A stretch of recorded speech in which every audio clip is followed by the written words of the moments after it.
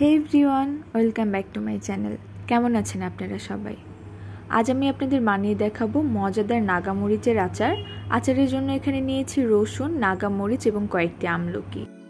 তেঁতুল নিয়েছি 1 কাপ পরিমাণ। পানি দিয়ে ভিজিয়ে রাখতে হবে 10 থেকে 15 মিনিটের মতো। বাজারে কিনতে পাওয়া কাসুন্দি নিয়েছি। আপনারা কাসুন্দির পরিবর্তে সর্ষে বাটাও ইউজ করতে পারবেন। কাসুন্দিতে সর্ষে বাটা এবং ভিনেগার দুটিই থাকে। এই দুটির সাবস্টিটিউট হিসেবে আমি কিনতে পাওয়া কাসুন্দি নিয়েছি আমার সুবিধার জন্য। চাইলে সর্ষে বাটা এবং ভিনেগার আলাদা আলাদাভাবে দিতে পারবেন। প্যানে 1 কাপ পরিমাণ তেল দিয়ে তেল গরম হয়ে এলে দিয়ে দিয়েছি 5 ফোড়ন আর দিয়ে দিচ্ছি খোসা ছাড়িয়ে রাখা রসুনগুলো। তেলের মধ্যে কয়েকটি আমলকি দিয়ে দিচ্ছি। আমলকি একদমই অপশনাল, আমার বাসায় ছিল জন্য আমি দিয়েছি, আপনারা চাইলে নাও দিতে পারেন। রসুন আর আমলকিগুলো তেলের মধ্যে প্রায় 5 মিনিটের মতো এভাবে ভেজে নিতে হবে, একদম পানি ছাড়া। এ পর্যায়ে ভিজিয়ে রাখা তেঁতুলগুলো দিয়ে দিচ্ছি এর মধ্যে, আর দিয়ে দিব 1 কাপ পরিমাণ চিনি। চিনি আপনারা আপনাদের স্বাদ মতো দিবেন, যে যেরকম টক বা মিষ্টি খেতে চান।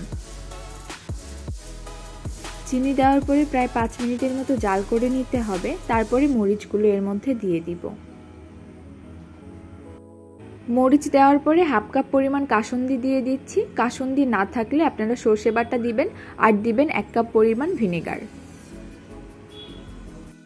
সবগুলো উপকরণ ভালোভাবে মিশিয়ে এখানে 1 কাপ পরিমাণ পানি দিতে হবে। স্বাদমতো লবণ এবং সামান্য পরিমাণ হলুদের মধ্যে দিয়ে দিতে হবে।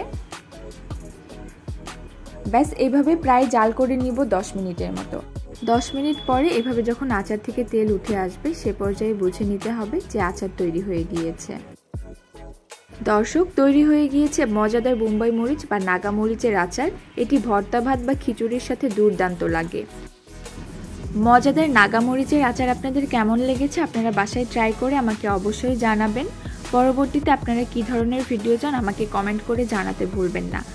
নতুন ভিডিও পেতে আমার চ্যানেলকে অবশ্যই সাবস্ক্রাইব করবেন, লাইক করবেন, কমেন্ট করবেন এবং শেয়ার করবেন। সবাই অনেক ভালো থাকবেন। আল্লাহ হাফেজ।